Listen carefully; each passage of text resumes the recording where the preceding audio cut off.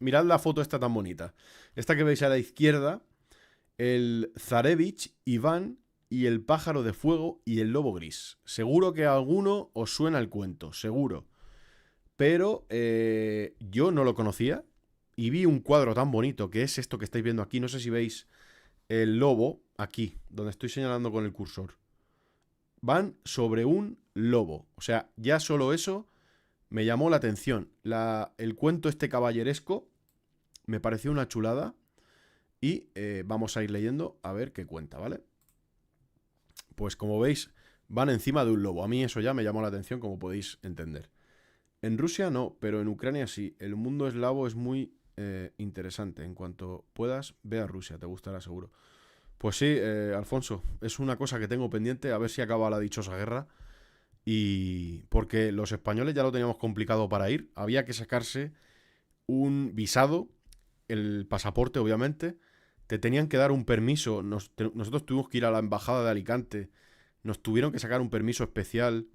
No recuerdo ahora cómo se llamaba oficialmente el papel. Pero era un permiso que te tenía que conceder el país para tú poder ir. O sea, hay países en Rusia que pueden ir perfectamente, como por ejemplo China u otros países de Hispanoamérica, pero los españoles tienen que pedir un permiso. Y ahora con la guerra, no sé cómo estará el tema. No lo sé. Pero bueno, yo estoy hablando de hace bastantes años, por allá por el 2019. Bueno, pues aquí habla un poquito de Alexandre, debido a que presentaba múltiples motivos, las manzanas de lo mágico, los tres hermanos en disputa, incluso un relato de aventuras. Bueno, y vamos a leer un poquito la obra. Si queréis, yo voy a leer un poco, sobre todo hasta que empiece el lobo. Luego, si queréis indagar un poco más, os pondré el enlace abajo para no hacer muy pesado el directo, para no estar leyendo yo todo el rato. Pero esta parte sí que la quiero leer con vosotros porque es muy bonita.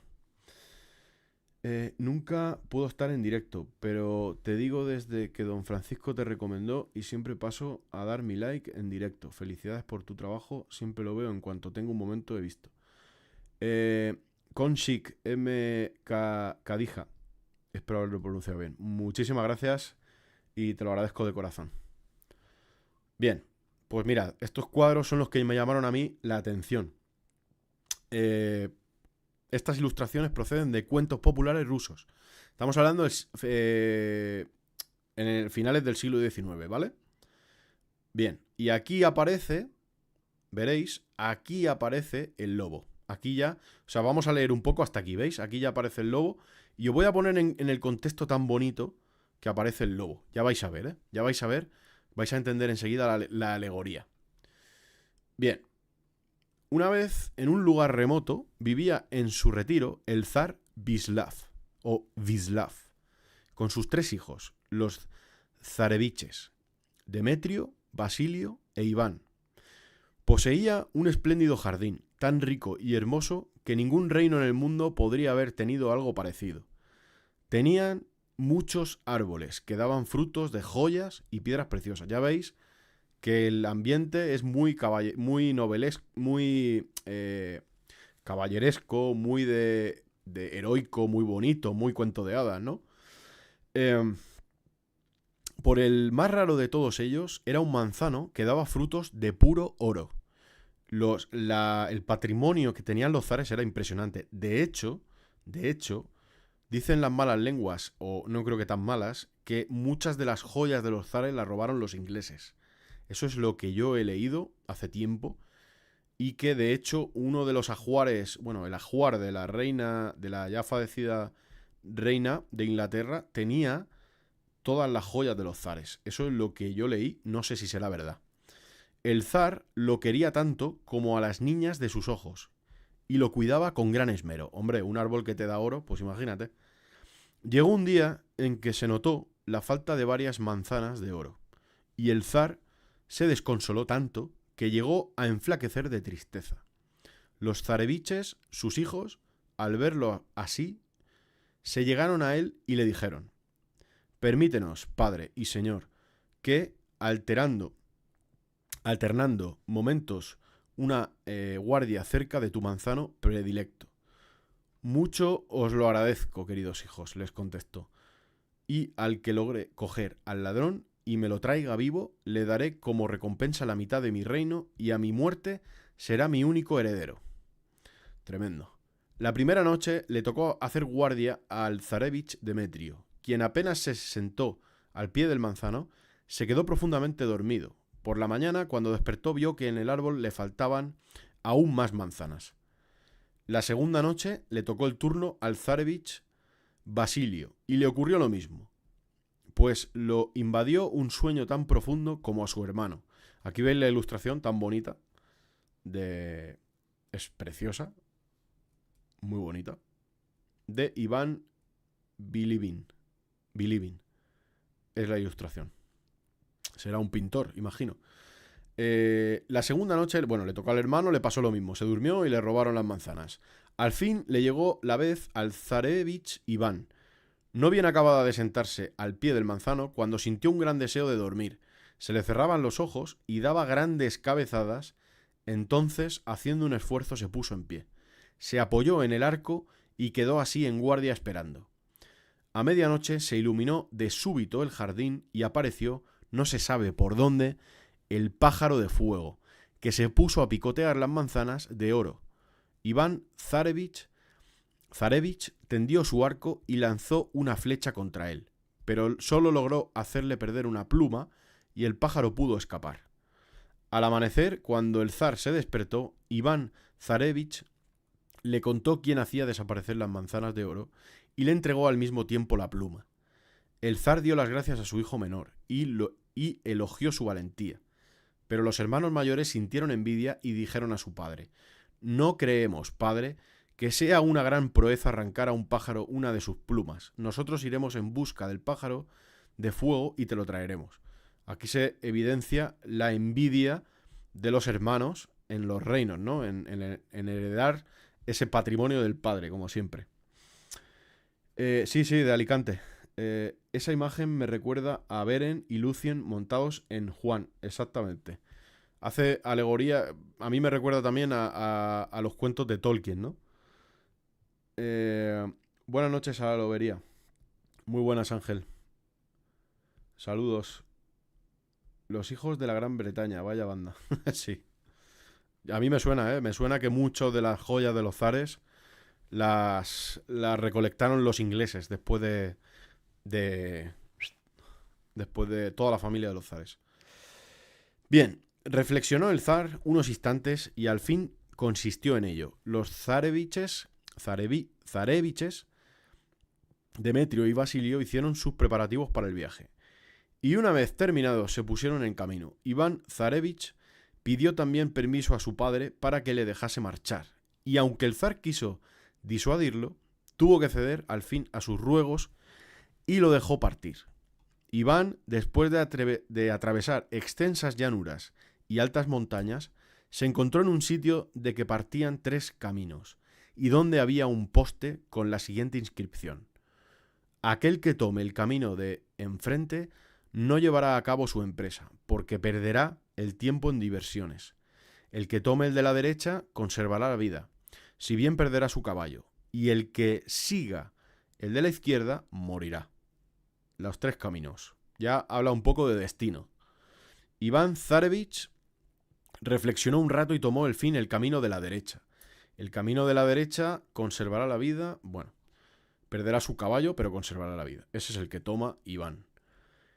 Y siguió adelante un día tras otro, hasta que de pronto se presentó ante él y el camino el lobo gris. Y aquí, amigos, es lo que yo quería leeros. No es mucho, tener un poquito de paciencia, pero ya veréis que no sé si denominarlo fábula, no sé si denominarlo fábula o cuento, pero aquí hace presencia el lobo gris, que se abalanzó sobre el caballo y lo despedazó, ¿vale? A priori parece que le dan una mala imagen al lobo, pero ahora esperad. De todas formas, ya le estaba avisando que si coge el camino de en medio, del de la derecha, perdón, iba a conservar la vida, pero su caballo iba a desaparecer. Se puede hablar de la palabra sacrificio. Sacrificio. Si algo quieres, algo tienes que dar. Algo parecido a lo que hizo Odín. O Wotan en la cultura nórdica. Odín sacrificó su ojo para el conocimiento. Puede ser una alegoría. Bien, se abalanzó sobre el caballo y lo despedazó. Iván continuó su camino a pie y siguió andando, hasta que sintió un gran cansancio y se detuvo para tomar aliento y reposar un poco. Pero lo invadió una gran pena y rompió en amargo llanto. Entonces se le apareció de nuevo el lobo gris que le dijo: siento, Iván Zarevich, haberte privado de tu caballo. Por lo tanto, móntate sobre mí y dime dónde quieres que te lleve. O sea, el lobo entiende su pena y le propone hacer de jinete. O sea, hacer de jinete, ¿sí? De subirse encima de su lomo. Aquí voy a contar una anécdota. Voy a contar una anécdota muy curiosa porque en la catedral, en las catedrales y en las iglesias, toda esta arquitectura barroca o gótica, no sé ahora exactamente qué estilo es, en Navarra pintaban al lobo dentro de las iglesias haciendo alegoría como a lo maligno. Le pintaban los ojos rojos, le daban una connotación oscura. Y lo más curioso de todo es que dentro del folclore navarro se decía que el lobo cargaba los corderos que se llevaba, o las ovejas, al lomo. Me ha recordado esto. El lobo cargaba, o sea, sale representado en la madera o en la arquitectura de esas construcciones religiosas cristianas, sale como portando la pieza que se lleva al lomo. Es muy fuerte. Y se ve que en el folclore navarro se dice que el lobo cargaba la presa al lobo. Me ha recordado, me ha parecido curioso. Iván Zarevich se montó sobre él y apenas nombró el pájaro de fuego, el lobo gris echó a correr tan rápido como el viento. Al llegar ante un fuerte muro de piedra, se paró y le dijo a Iván: escala este muro, que rodea un jardín en que está el pájaro de fuego encerrado en su jaula de oro. Coge el pájaro, pero guárdate bien de tocar la jaula. Iván Zarevich franqueó el muro y se encontró en medio del jardín. Sacó el pájaro de la jaula y se disponía a salir. Cuando pensó que no se le sería fácil el llevarlo sin jaula, decidió pues cogerla, y apenas la hubo tocado, me recuerda mucho a lo de Adán y Eva, un poco, a no comer la manzana, cuando sonaron 1000 campanillas que se pendían de infinidad de cuerdecillas tendidas en la jaula.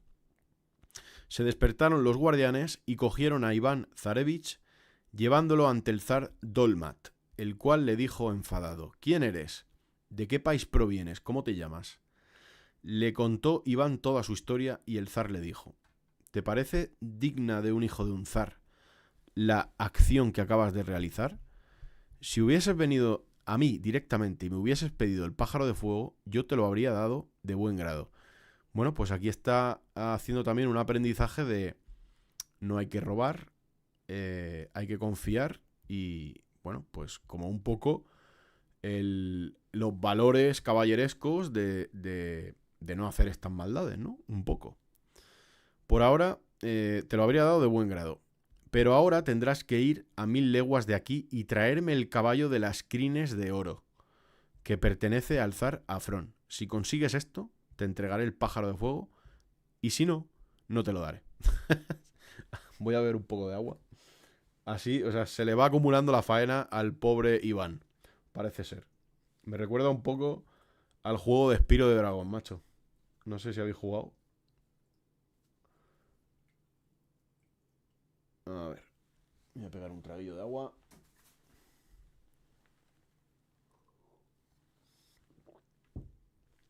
Volvió Iván Zarevich junto al lobo gris, que al verle le dijo: ¡ay, Iván! ¿Por qué no hiciste caso de lo que te dije? ¿Qué haremos ahora? Si os fijáis, el lobo tiene conocimiento de lo que tiene que hacer. De algún modo le está guiando en este camino, en esta aventura, y le está diciendo lo que tiene que hacer. Es decir, el lobo representa un poco el conocimiento y al haberse comido el caballo, es como el caos necesario. Como el lobo tiene una parte de muerte, pero también tiene una parte de vida. Yo lo entiendo así, no sé qué opinaréis vosotros. Ah, Iván, ¿por qué no hiciste caso de lo que te dije? He prometido al zar Dolmat que le traería el caballo de las crines de oro. Le contestó Iván. Y tengo que cumplirlo, porque si no, no me dará el pájaro de fuego. Bien, pues móntate otra vez sobre mí y vamos allá. Y más rápido que el viento se lanzó al lobo gris, el lobo gris, llevando sobre sus lomos a Iván. Por la noche se hallaba ante la caballeriza del zar Afrón. Y otra vez habló el lobo a nuestro héroe en esta forma. Entra en esta cuadra, los mozos duermen profundamente, saca de ella el caballo de las crines de oro, pero no vayas a coger la rienda, que también es de oro, porque si lo haces tendrás un gran disgusto. Iván Zarevich entró con gran sigilo y desató el caballo y miró la rienda, que era tan preciosa y le gustó tanto, que sin poderse contener alargó un poco la mano con intención no tan solo de tocarla. No bien hubo tocado cuando empezaron a sonar todos los cascabeles y campanillas que estaban atados a la cuerda, en fin, la misma de antes. Si os fijáis, el lobo de alguna forma le está reconduciendo, pero no le hace ni puto caso. Salió el zar Afrón y le dijo: ¿de dónde vienes? ¿Cuál es tu origen? Bla, bla, bla, bla. Iván Zarevich contó de nuevo su historia y el zar hubo de replicar. ¿Y te parece bien robar caballos siendo hijo de un zar?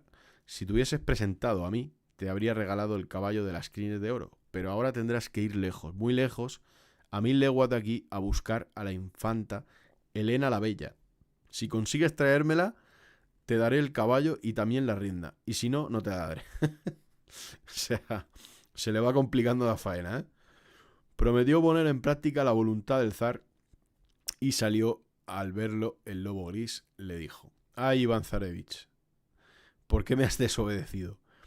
He prometido al zar Afrón», contestó Iván, «que le traeré a Helena la Bella. Si cumplo, pues me dará el caballo.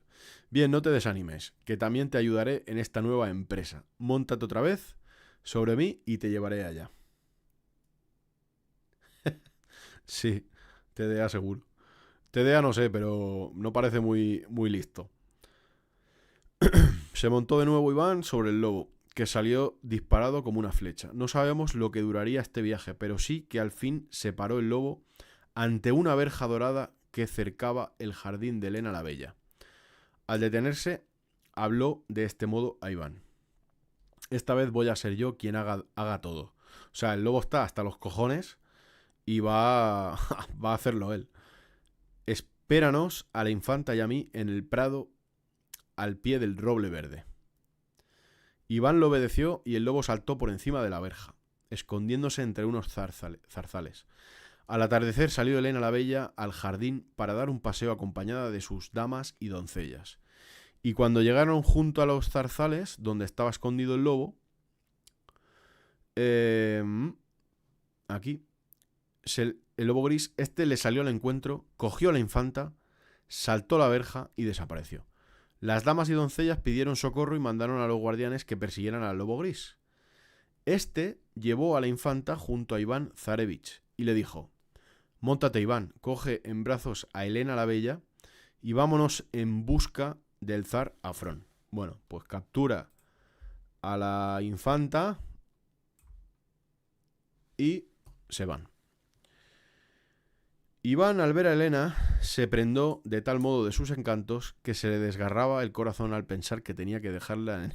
Hostias, le va a pasar como a Aquiles. Perdón, como a Paris con Helena de Troya.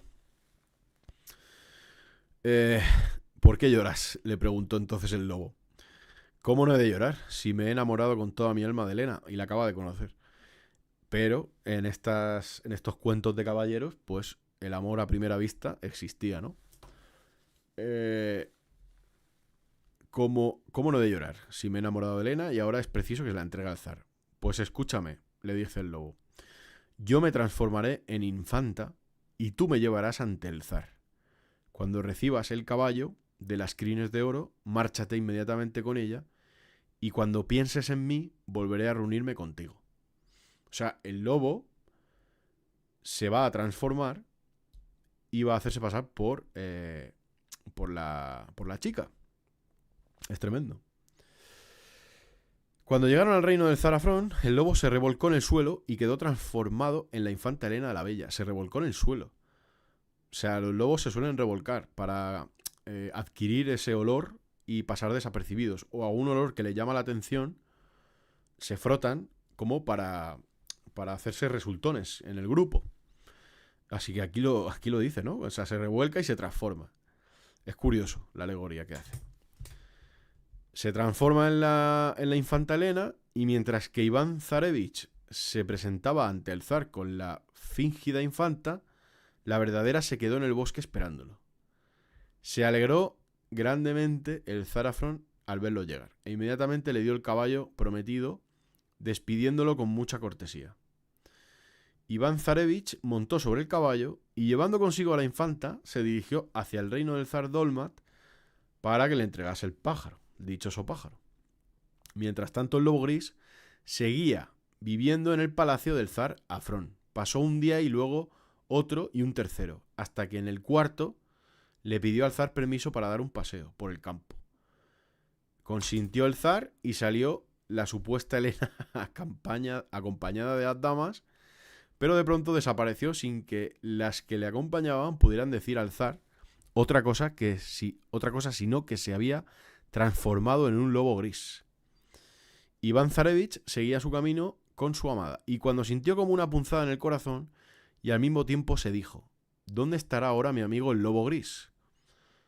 Esa ya hace ese vínculo con el hombre, el lobo. Y el mismo instante se le presentó este delante diciendo: aquí me tienes, siéntate, Iván, si quieres, en mi lomo. O sea, ya veis la nobleza y la entrega que tiene el lobo. Previa muerte del dragón, a ver. Este tipo de historia se repite a lo largo y ancho del continente. El caballero héroe que debe superar una prueba para rescatar a la princesa, exactamente.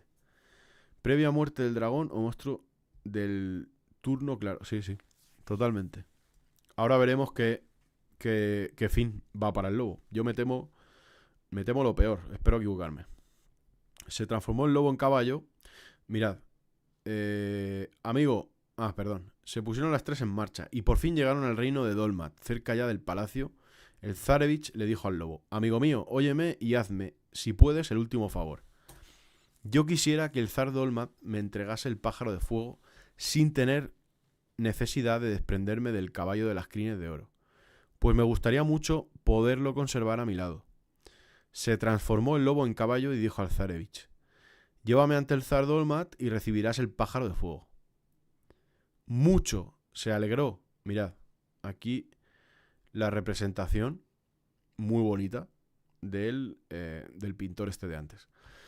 Mucho se alegró el zar al ver a Iván, a quien dispensó una gran acogida, saliendo a recibirlo al gran patio de su palacio.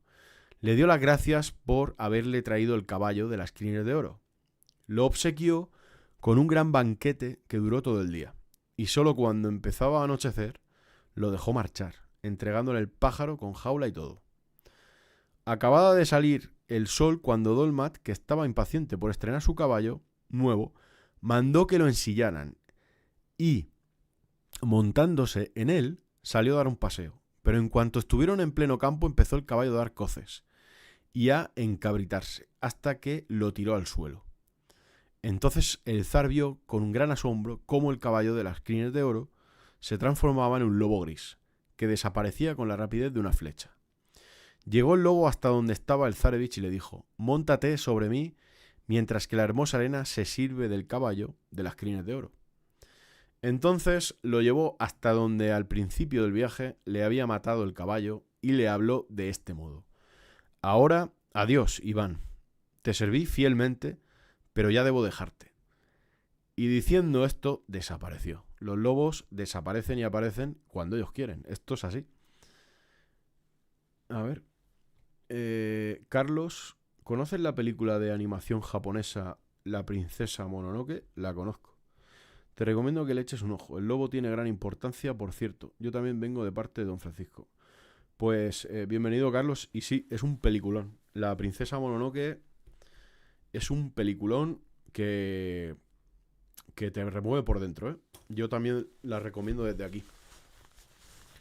La recomiendo desde aquí. De hecho, estoy pensando también en hacer directos analizando películas, si os gusta, de temática del lobo. Creo que es creo que se pueden salir directos chulos de ahí.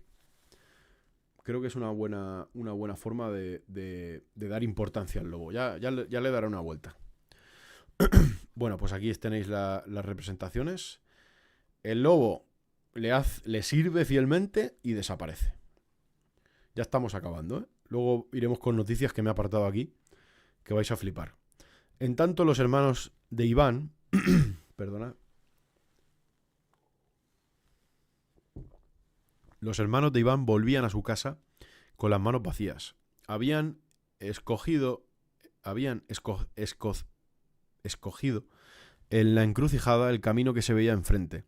Bebieron, se divirtieron grandemente, y ni siquiera habían oído hablar del pájaro de fuego. Una vez que hubieron malgastado todo su dinero, decidieron volver al reino de su padre. Y cuando regresaban viendo al pie de un árbol a su hermano Iván, que dormía junto a una joven de belleza indescriptible, a su lado estaba atado el caballo de las crines de oro. Y también descubrieron al pájaro de fuego encerrado en su jaula. Los zareviches desenvainaron sus espadas, mataron a su hermano e hicieron pedazos su cuerpo. Hostias. Se despertó Elena y al ver haber muerto y destrozado a Iván, rompió en amargo llanto. ¿Quién eres, hermosa joven?, le preguntó Demetrio, y ella le contestó: soy la infanta Elena la Bella.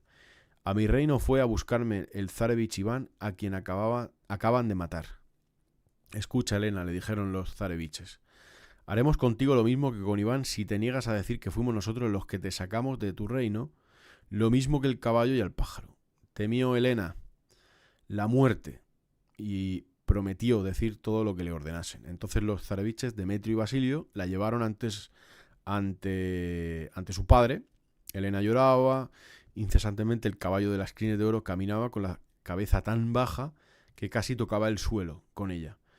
Y el pájaro de fuego estaba triste y deslucido, tanto que el resplandor que despedía su plumaje era muy débil. O sea, aquí veis el vínculo con los animales, que es muy bonito. El cuerpo destrozado de Iván quedó por algún tiempo al pie del árbol, y ya empezaban a acercarse las fieras y las aves de rapiña para devolarlo.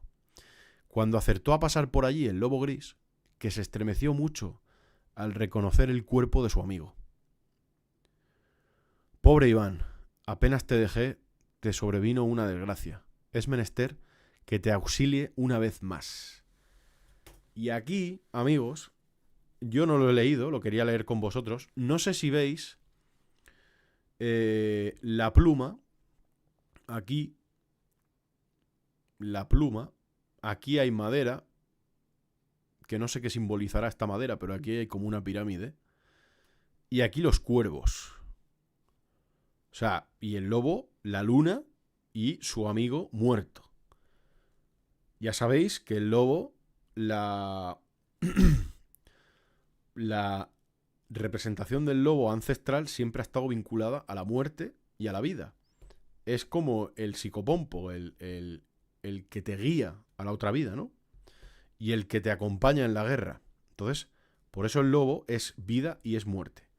Es el equilibrio. ¿Entendéis?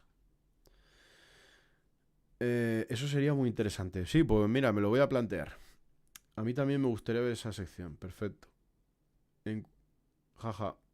Un cuento ruso. Las lluvias sirven para tapar las lágrimas. Dicho ruso. Hombre, Iván, ¿qué tal? Muchas gracias, tío. Pues mira, estamos hablando de un cuento que se llama Como tú. De Iván. El protagonista es Iván y acaba de morir, tío. Has venido justo cuando ha muerto Iván. Bueno, pues el lobo contempla a su amigo. Apenas te dejé, te sobrevino una desgracia. Es menester que te auxilie una vez más. Ahuyentó a los pájaros y fieras que rodeaban ya el cuerpo de su amigo, no su enemigo como ahora, y se escondió detrás de un zarzal. a poco vio venir volando un cuervo que, acompañado de sus pequeñuelos, venía a picotear en el cadáver.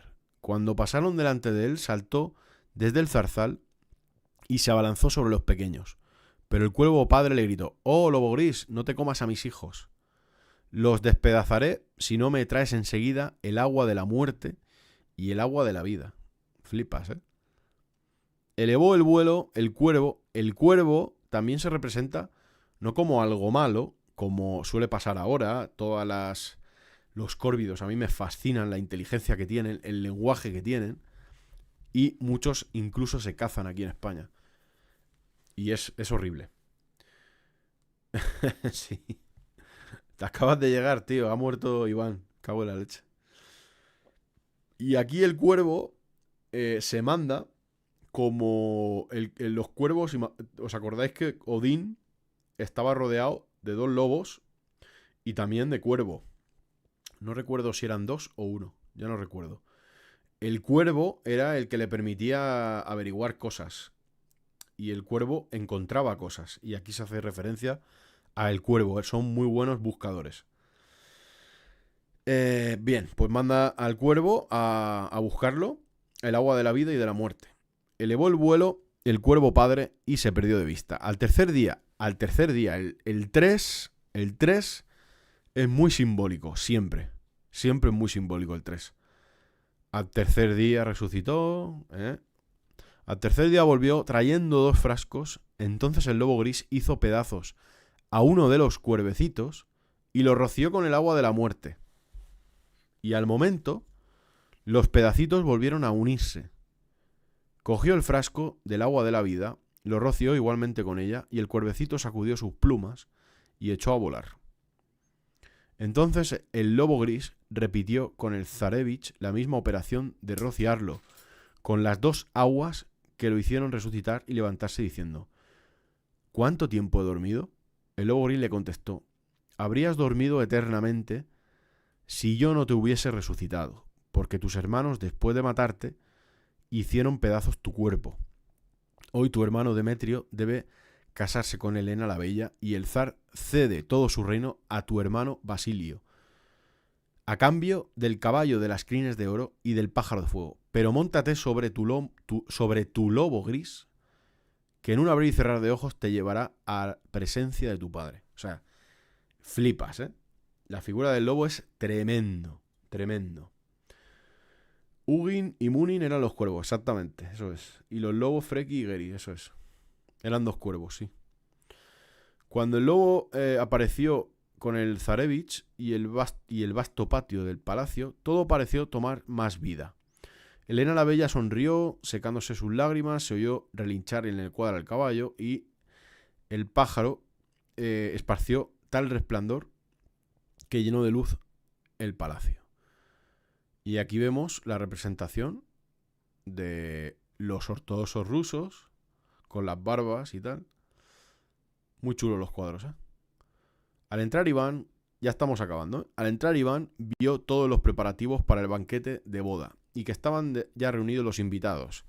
Y la ceremonia para acompañar a los novios, Demetrio y Helena, esta, al ver su antiguo prometido, se le echó al cuello abrazándolo estrechamente. Ya veis que estaban enamorados y se acababan de conocer, es que es tremendo. Como ahora, ¿eh? Bien, sus hermanos lo habían matado y que ella lo había hecho callar con amenazas. El zar Vislav, lleno de cólera, ordenó que expulsasen de su reino a sus 2 hijos mayores. El zarevich Iván se casó con Helena la Bella y vivieron una vida de paz y amor. Comieron perdices, comieron... ¿cómo es? Comieron perdices y vivieron felices, ¿no? Vivieron felices y comieron perdices, al revés. Pero el lobo gris no se le volvió a ver más, ni nadie se acordó de él nunca. Tremendo, amigos. Tremendo. Mirad cómo acaba el cuento. Mirad cómo acaba el cuento. El lobo ha servido a su amigo, le ha salvado de la muerte y nadie se volvió a acordar del lobo jamás. Es brutal. Me apetecía leerlo porque este cuento es para leerlo entero, ¿eh?